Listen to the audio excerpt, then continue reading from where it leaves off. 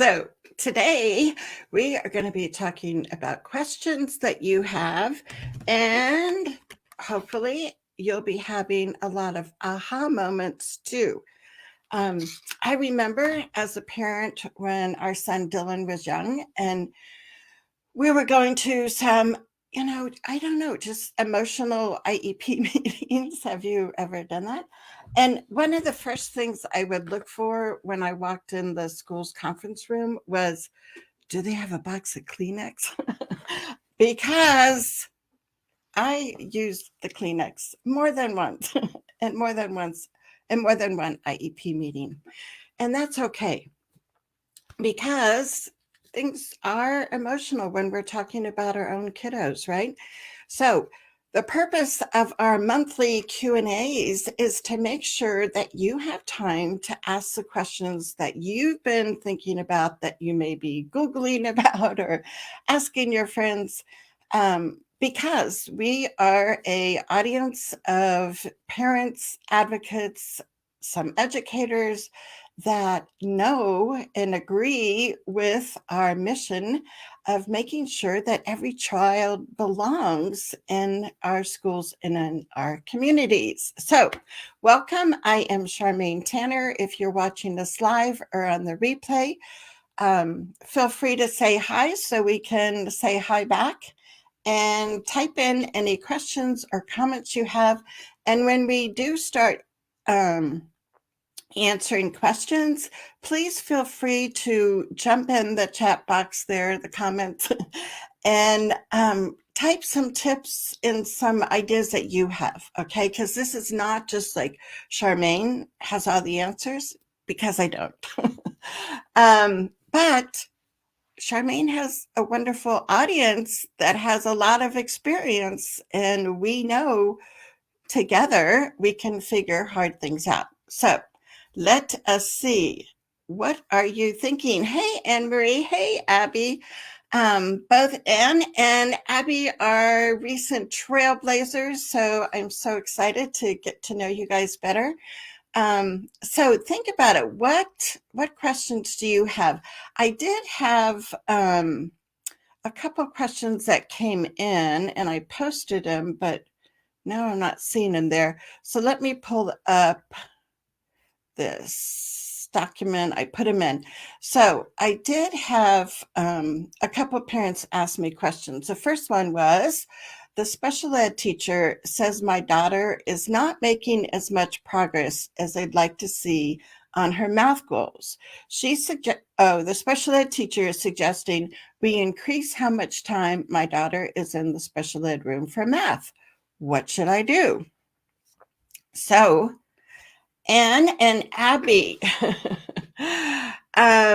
what do you think about when a teacher says, well, your child really isn't making the progress we thought they would? So, one of the, they don't even say one of the things. A lot of times, what you'll hear is, therefore, we're looking at increasing their time in special ed. So, when I hear situations like that, I immediately come up with this list of questions in my head, because I guess that's how my brain works. And so I want to ask the special ed teacher more questions so I get a better understanding. So that's what I would suggest as a parent. If you're in a situation where somebody makes a suggestion or, a proposal for changing the IEP, and you're not quite sure about it, is not to assume things, and to ask more questions. So one of the things I would ask if they say your child's not making progress is, are the math skills they're working on with your child meaningful? I still hear about kids in special ed rooms counting plastic coins, folding towels for the cafeteria, or I don't know, filling out a checkbook or something. We want to make sure, one, that the IEP goals are going to be meaningful for your child. And then two, we want to look at how is progress being measured on their math skills. because that can tell you a lot right there. If they don't really have an objective way that they're measuring your child's growth, that might be something that you look at changing before you automatically go to they're not making much progress. Therefore, as a special ed teacher, I think they need to be in my classroom more. And I think the thread that I see in this situation and in so many other situations when parents talk to me is that somehow that kind of first gut response, if something isn't working, especially in a general ed class, is let's pull the child out and give them more special ed time. And that isn't the only option that you have out there. And so then as a team, I really want everybody to have some time to brainstorm. And that's either before the meeting or at the meeting of what else can we do? Can we change the math curriculum? And maybe we're not using manipulatives and the child really needs the manipulatives. As an adult, as a teacher, what can I do to change the situation so the child can be more successful without making them spend time in a special ed room? So, and Anne's got a question here. She said, tips for a triennial. Her child is 6, has Down syndrome, and the category is developmentally delayed until she's going to be 10. But I'm wondering what new assessments would be helpful for determining needs and services. So that's a great question. And thanks for bringing that up. We typically think, every 3 years, we're going to have our kids go through this whole battery of tests to prove that they still qualify for and eligible for special ed services and supports. And then the other part of the assessment is to help us learn more about the child as a learner, what their strengths are, how they can learn better, what skills they've already mastered.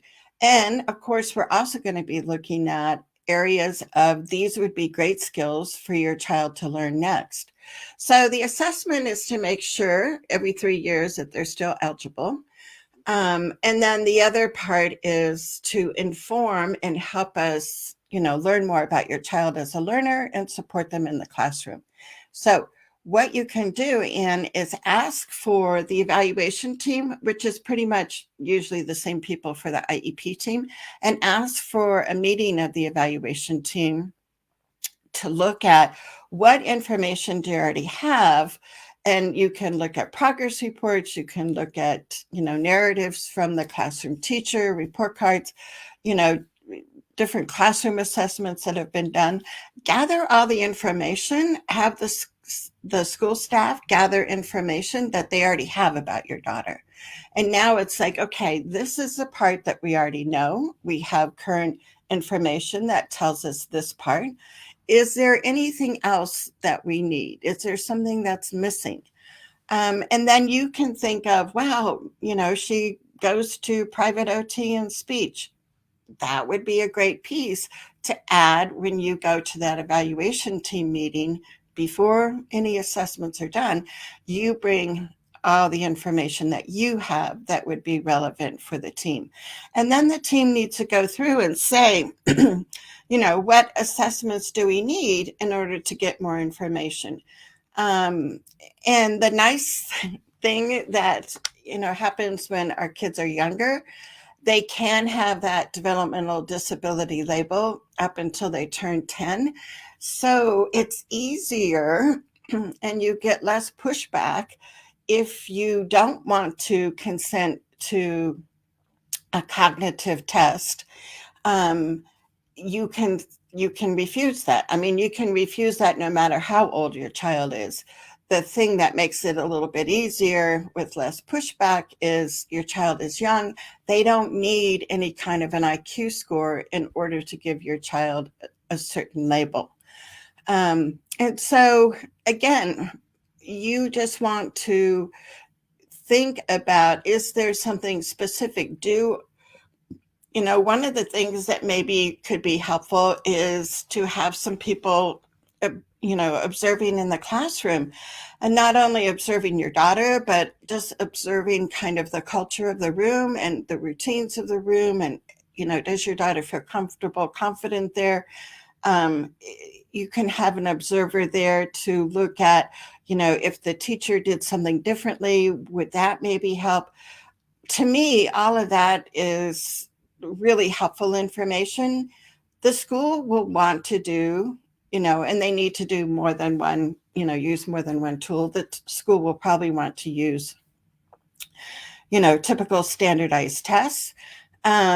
If your child isn't talking very much, you want to make sure that they give tests that are more for students that are considered nonverbal, so you get a better, picture.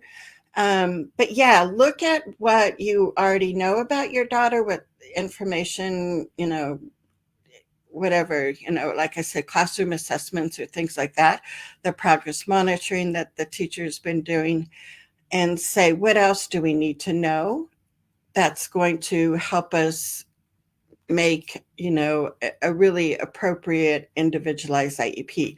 Because whatever you learn from the assessments should help inform that IEP. And that's the bridge to the content that gets in the IEP. So that was a long-winded answer. Basically, step one, ask for an evaluation team meeting. And at the end of the meeting, they'll give you a form and they'll ask you, to consent to different assessments. You get to choose if you consent to some that you think would be helpful, and you don't consent to others maybe that they're proposing because you don't think they're going to be helpful. So that's a choice that you always have. So what other questions? That was a great one. Abby, how are things going? I know your life is busy. So while we're waiting for you to type in another question, I do have a question that came in. This was from a mom, and she said, my son has a hard time sitting in a circle when the teacher is talking. The school wrote a big behavior plan to make him start sitting longer at circle time. He is a second grader that is just getting used to being back at school after distance learning. What should we have in the behavior plan? And then she wrote, he likes to walk at the back of the room. I guess walk around at the back of the room. So again, my mind just kind of goes to questions right away. So one question is, do we really need a behavior plan? So just because the school is proposing a behavior plan doesn't mean that that's a decision and now your input is maybe a little bit given for what goes in the behavior plan. The first question is, do we really need a behavior plan? So, we don't know the whole, story. This is part of what the parent asked. But being an elementary school teacher, and knowing for some kids, it's hard for them to sit still on the floor. And so is that a reasonable goal? Is that the most important thing in life, for your child to sit quietly, applesauce, crisscross, whatever they say? Is that the ultimate goal that we want to worry about and that we want to even make a behavior plan about?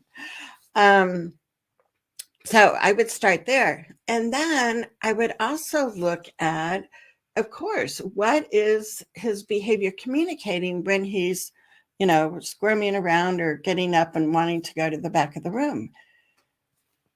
So he is telling us something, right? And if we react to what he is telling us with, that's bad, no, come sit down, quiet hands, whatever, we are showing him that what he is expressing, we are not going to validate in any way. And instead, we're going to go back to this compliance of, no, it's time to sit down, go sit down. So even think I would want a goal on a child sitting longer on the floor at circle time. Um, there are so many things that we can look at again before just jumping to, well, he's not doing what he's supposed to do. He's not compliant. We need a behavior plan. It's like, no, just just settle down, think a little bit.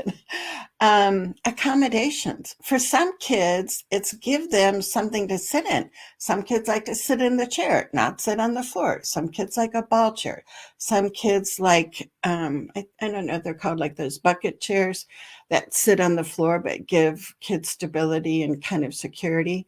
So before we jump to, oh my gosh, we need a behavior plan, it's like, let's take a few steps back. What accommodations could we put in place? Now, another thing that we could think about is, why does he like to go to the back of the room when everybody else is sitting down at circle time? So what is he telling us? Is he telling, one thing he could be telling us is, I need to move. Like sitting down here with all these kids close to me, it's like I can't focus. But if you let me get up and walk and stand in the back of the room, hey, I'm with you. So again, we have to try to understand what kids are telling us, honor what they're telling us, and make sure that we're thinking about what are some options. What can we change as an adult in the classroom versus, oh my gosh, this is such a negative behavior. We need a behavior plan for this. It's like, no, no, no, no. So I know I can get on my soapbox. So Anne Marie says, it is the movement breaks as an accommodation. Does he need a chair, etc.? What time of day is this occurring? Yes. So those also would be great questions, right? So maybe what we could be thinking on this next week, it's like a class assignment, is, how many questions can we ask? How many options can we come up with before we automatically assume they need a more restrictive setting? They need a more, restrictive, behavior plan. So getting used to asking questions is like really helpful. And Anne also said, I like the idea of classroom observations. The school psychologist, she knows the school psychologist has. Yeah. And, and I think having the parent be able to observe, and if you get pushed back on that, let me know, because we have some resources, Anne, in our Trailblazer group about letting parents observe. So yeah, you get that one psychologist viewpoint, but somebody else's viewpoint would be nice too. So you can look at that. So Abby, let me see, says, pretty crazy, laugh out loud. One of Lucy's goals states across all settings, when given an assignment, Lucy will demonstrate on-task behavior by sitting quietly at her seat, looking at material, and performing the task for 16 of 20 minutes for 3 consecutive weeks as measured weekly. And Abby says, I don't want this goal because they are trying to make her sit quietly, and they are aren't making things accessible to her learning. The special ed teacher is using her time for sitting quietly and not moving. How can I address this? And hey, Kim from Iowa, glad to see you. Another trailblazer with us. Yeah. So this is similar to, the second grader that didn't want to sit at circle time, right? So again, we have to look at different things. So it looks like they're defining on-task behavior as sitting quietly at her seat, looking at the material, and performing the task for at least 16 minutes.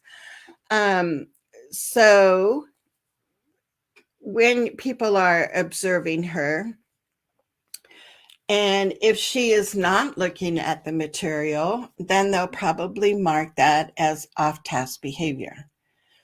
Well, what if the material is at a level that, it's pretty much text? She really isn't able to independently read that. So we have to look at what's the task that they're giving her to do for 16 minutes. 16 minutes is a long time to work.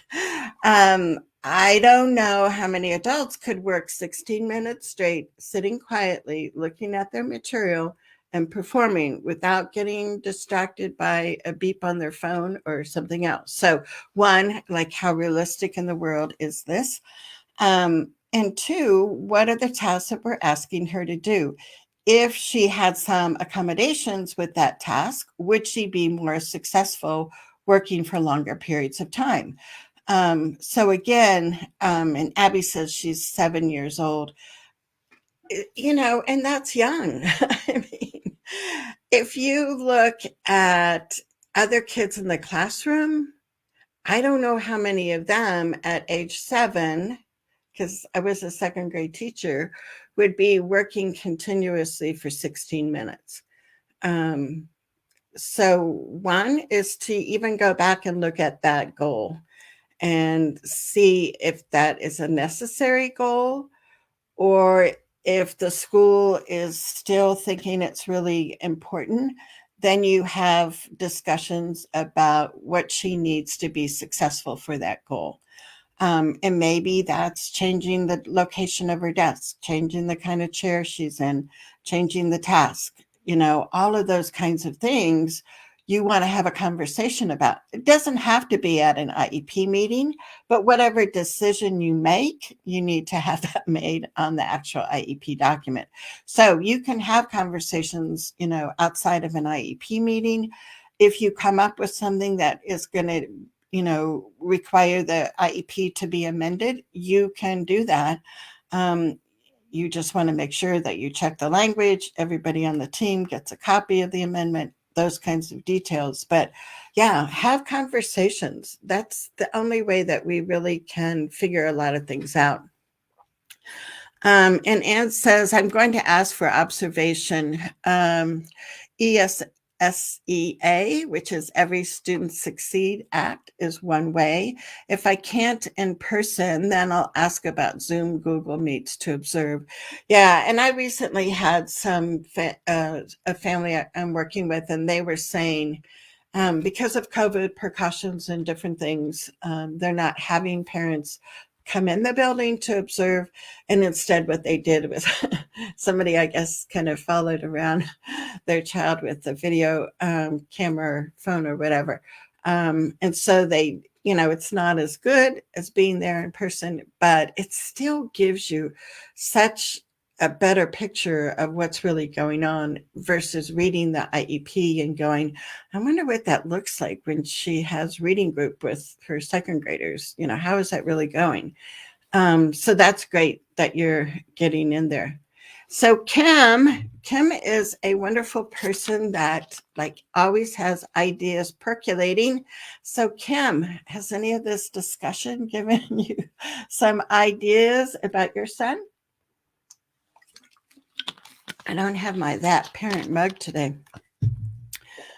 What other questions are you guys thinking of? What are things? Yeah, and Abby has a good point. She says Lucy doesn't have behaviors unless her needs aren't being met. Yeah. And that's the key, right? Hey, Corey, this must be like a Trailblazer reunion. Corey is a Trailblazer from Alabama, and she's in our membership group. Hey, Corey. And I know your son is in middle school this year, so a big jump from elementary. Let us know how things are going in Alabama. Besides football, right? I know football is big in Alabama. What else is going on? What else are you interested in? Let's see. The other announcement I can make is next week is Thanksgiving, so we won't have a live show next week. Yes, yes, yes. Anne Marie said there's a huge new court case in Nevada for dyslexia and talking about free appropriate public education. Um, yes, and is that the one? I know there's been a couple different attorneys I've seen post things on Facebook, and I know that Pete Wright also has something new up on his Facebook page. If you don't go to wrightslaw.com, check that website out. It's like a treasure trove of information for families. So Corey says, yes, in Alabama, sixth grader only pull out. Isn't that interesting? It's like we've already predetermined sixth graders will get pulled out. That's kind of a big problem, right? Um, yeah. So I'm sure you've been having lots of meetings, Corey. Um, oh, the only pullout is math. Oh, okay. I thought you meant everything was pull out. So Corey says only pull out is math. They use math, you see. Yeah, that's a real visual math. Stagnant on multiple digit subtraction. New teacher, I'd like to think most important. Um, so yeah, and you just, you know, sometimes we look at, the math curriculum. I hope that your son is still getting exposure in the sixth grade math class because he might be picking up on some concepts that they don't even introduce in the special ed class. Um, so one of the things that you could look at, Corey, with his schedule, if it's something that you want to change, you might be fine with it and he might be fine with it. So that's good. If you're looking at making some change, one of the things that you could look at is, can he be in the sixth grade class for certain math times? So, and it depends on the teacher, but generally a lot of teachers will do some kind of a whole class lesson on what the math concept is, give some examples, some non-examples, have the kids do some, small group activities or, problems with the teacher kind of leading them. And then usually there's some independent time. So for some kids, it's really helpful for them to at least be in that math class or reading class, whatever, for the whole class instruction where they get the examples and everything for the small group work. And maybe depending on how you feel and what it's like for your child, then maybe when the class is doing independent math work, that's a time that he could be using the Math UC program. I'm not sure why you necessarily, I don't know, have to have the Math UC program only given and used in the special ed room. Another thing that you could look at is how could we incorporate some of this during the independent time, and he can be working with Math UC, kinds of manipulatives and everything, while the other kids are working on other independent activities. The hope is that our kids with disabilities, our hope is they're not the only one in class that needs something different, right? So that's, to me, the promise of universal design for learning, because if we could get teachers understanding that framework and using it and practicing and using it more and more, then these issues of, well, he needs this program, they need this way, and it's like, if you need something different than what I'm doing with everybody else, you have to leave. And instead, when we say, yeah, our kids can learn math in the class, in the general ed classroom, and guess what?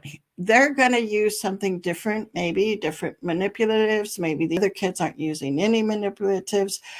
But there should be other kids in that class also that need a variety of experiences. And so we remove that stigma of you're using something different. How can that be? Um, so let me know if if you understand my ramblings there.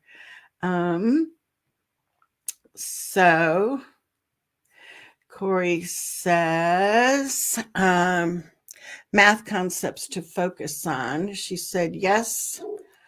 I'd like to make sure he has exposure to geometry. Exactly. So that's where that richness of the general ed class comes in. And we can't assume that our kids aren't going to pick up some of those other concepts that aren't math goals on their IEP. Excuse me. I mean, the whole goal, the whole reason why we have IEP goals is for kids to be able to access general ed and be more successful as they participate and they learn and make progress, right? So yeah, you could talk to the teacher. I don't know what his schedule looks like now.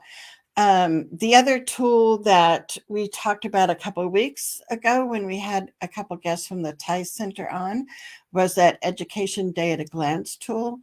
And Corey, we have that in our Trailblazer resource library, or let me know and I can get you the link.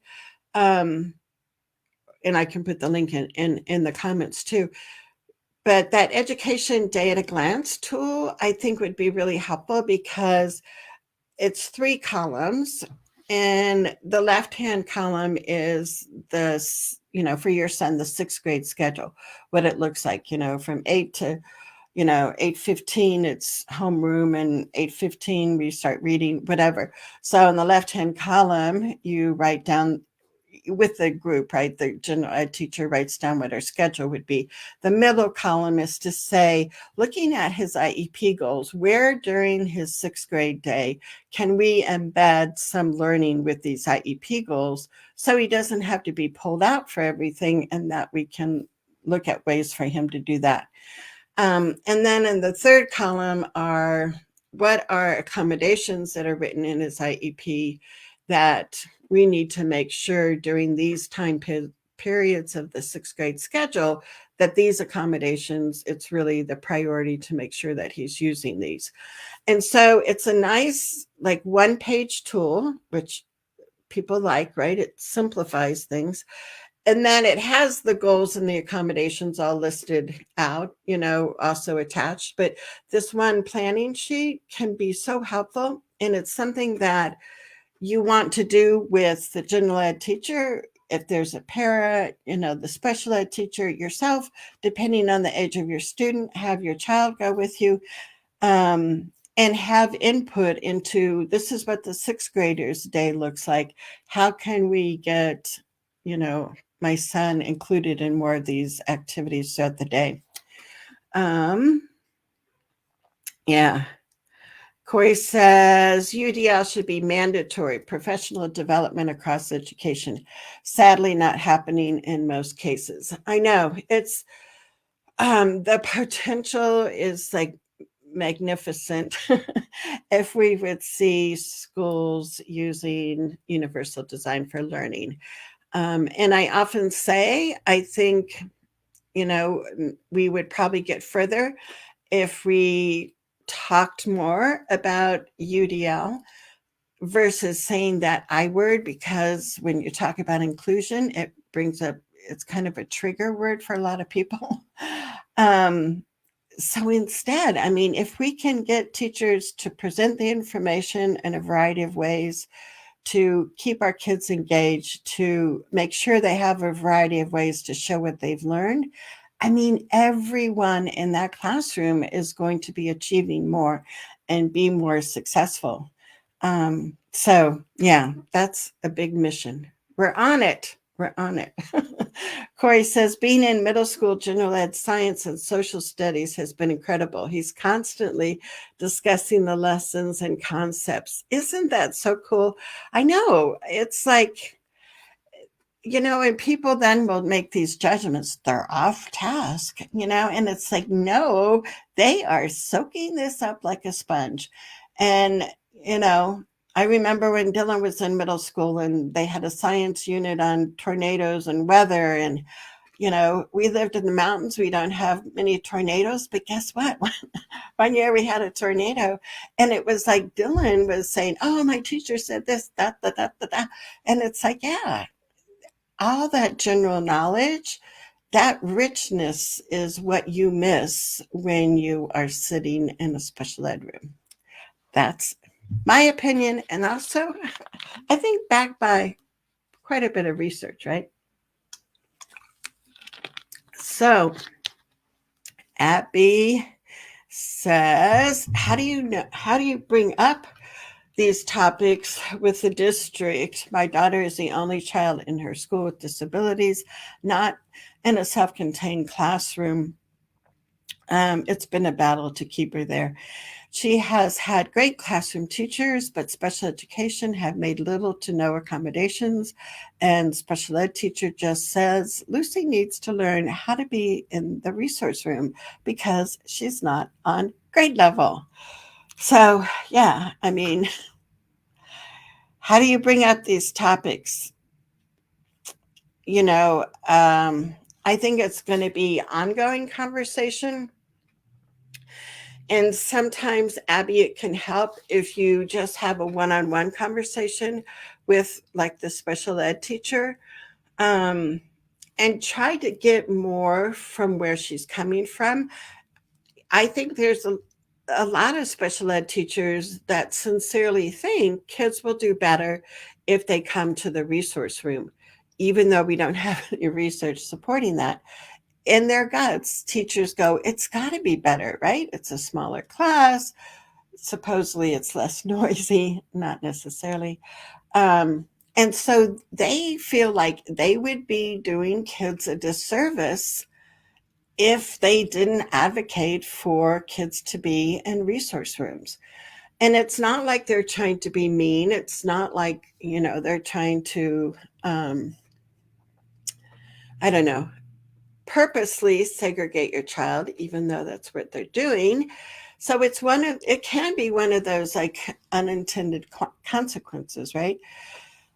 So you want to talk to the special ed teacher one on one if you can, and try to feel more where she's coming from. What are her underlying reasons? Some special ed teachers are worried, like, if all these kids get included, what are they going to need me for? And that is the furthest from the truth. We still need all the actual human beings in our school.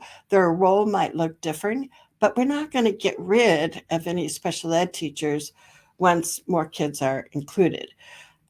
So, whatever fears that special ed teacher has, you want to be able to identify those, empathize, and say, yeah, I know you think this is the best solution. However, this is what I'm thinking, right? And that you have time to share your perspective. The other thing you can do is talk to the general ed teachers where your child has been successful and say, what tips do you have? Are there things that you can maybe talk to the special ed teacher about and share? Like when we do this in the classroom, it makes such a huge difference. This is a great accommodation. Can we include this on her IEP? Or what would it take? Or I request a meeting to amend the IEP so we can actually write down the accommodations that people are using and that are working. So it's conversations. It's conversations before a formal meeting. It's conversations during the formal meeting. It's more dialogue after the meeting. Um, but yeah, it's hard. Like you're breaking ground.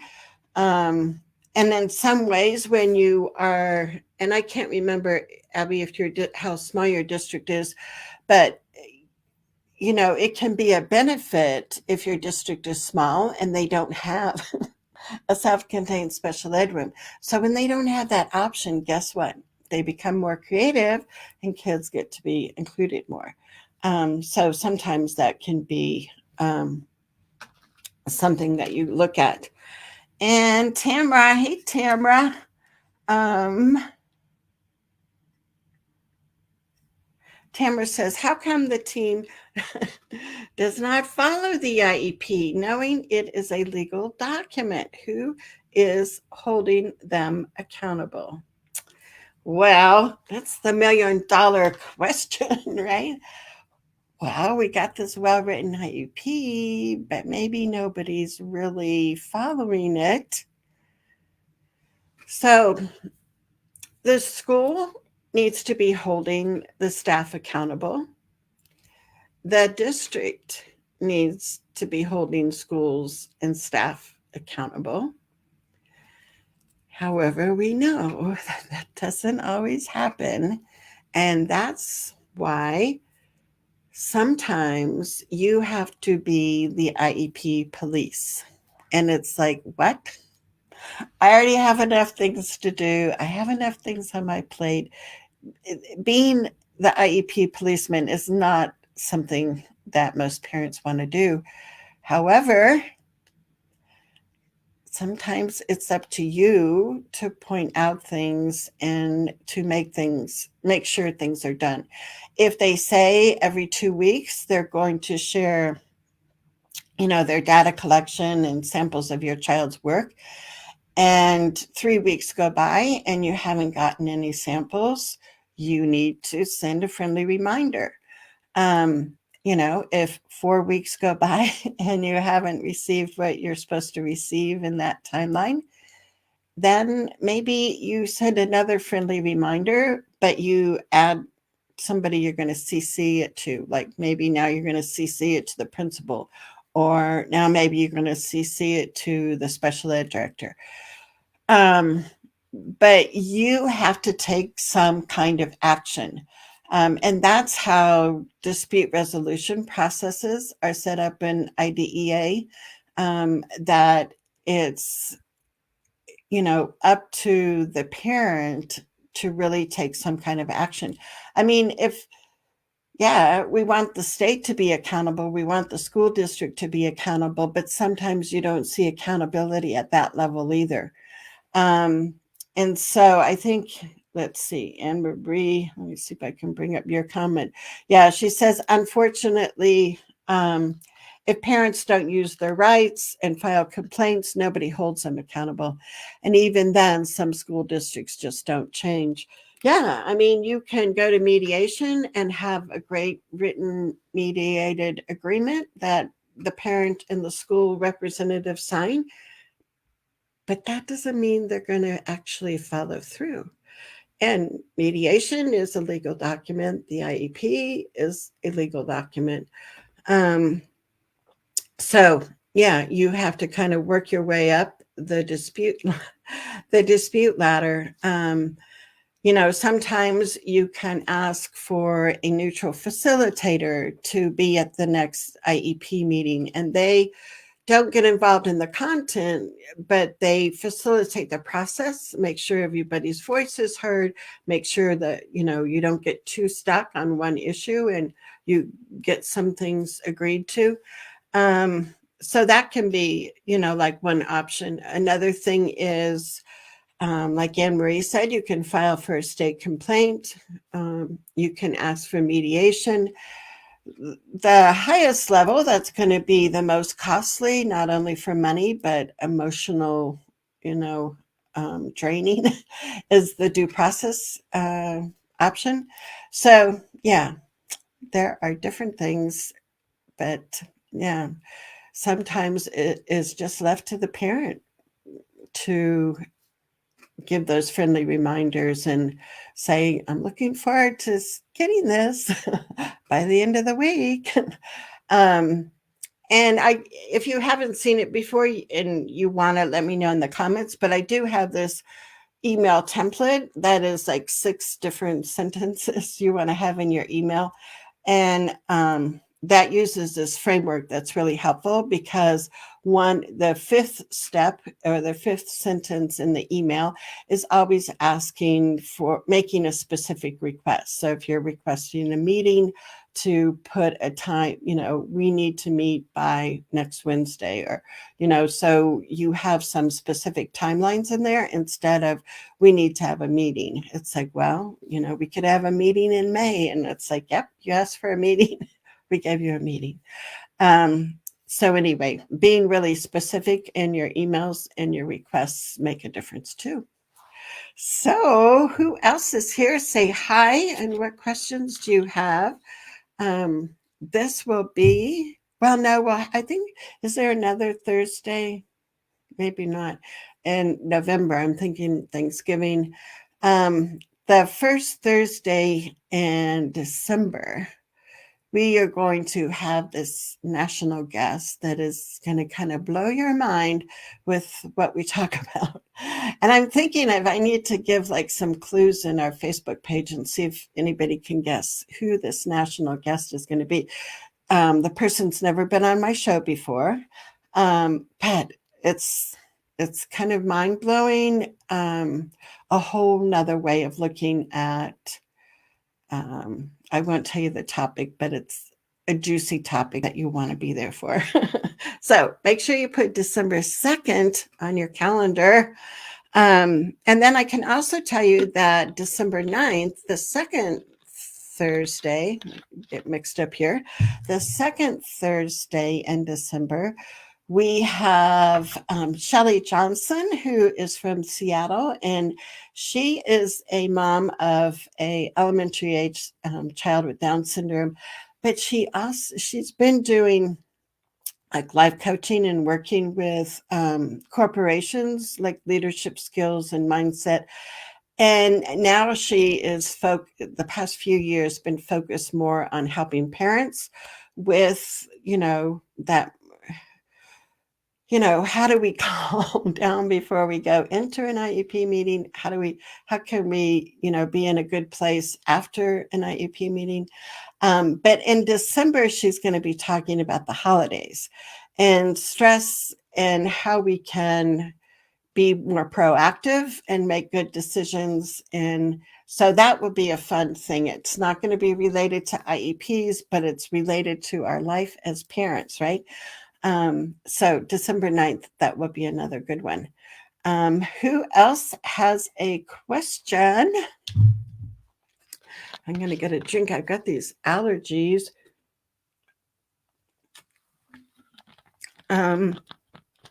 So if we don't have any other questions, we can call it a day. Because I know you guys are busy and I appreciate the time that you're here. We are here every Thursday, and it's a way that you can get your questions answered. You can hear from guest speakers that we have, but all of it is designed around the principles of there are no prerequisites to belonging.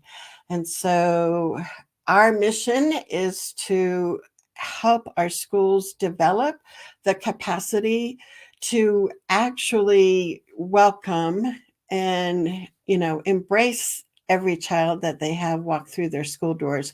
And as parents, I'm here to help you as an advocate, as a fellow parent, to say, we got this and we can figure this out.